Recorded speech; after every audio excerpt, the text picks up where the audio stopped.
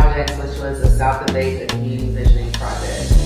So the South of Bay Project was one of our first projects, and it was Northeast OKC's first cultural master planning project, and it was in collaboration with the Oklahoma City Urban Renewal Authority, and it was a really big deal. Yeah, we were reached out by the Oklahoma City Urban Renewal Authority to help them think through how they could release properties that they have owned for decades that were originally properties owned by Black residents in Northeast OKC, and to try and release those properties back to the community in a thoughtful way. Yeah, and I really appreciate the courage of not only the Urban Renewal Authority, but also the community in starting a process to really reckon with the past and even current injustices that exist in that neighborhood and wanting to do something about it and making sure that solutions, ideas, and priorities were really rooted in the resident experience. I'm really just proud of and how we really approached the project in a different way was doing the deep research and analysis of understanding the social aspects of the community, but also culturally and spatially what happened here.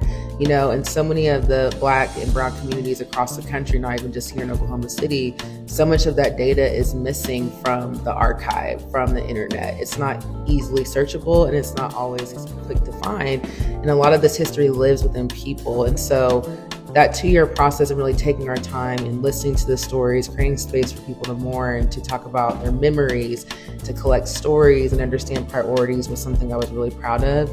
And then also thinking about how can we create a living tool, an educational tool that can be used beyond the project so people can really understand what happened in this community and what makes it so important.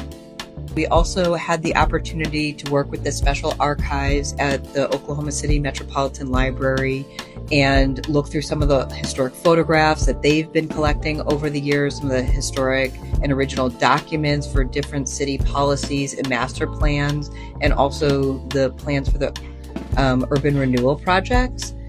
And then kind of combining that with those lived stories that we started collecting throughout the project. Not only did we collect stories during the project, but we looked at past documents of stories. Because yes, all the stories, the assets, I mean, that project could technically still just be going on just simply based off of the fact of all of the data and information that the community has to offer and contribute.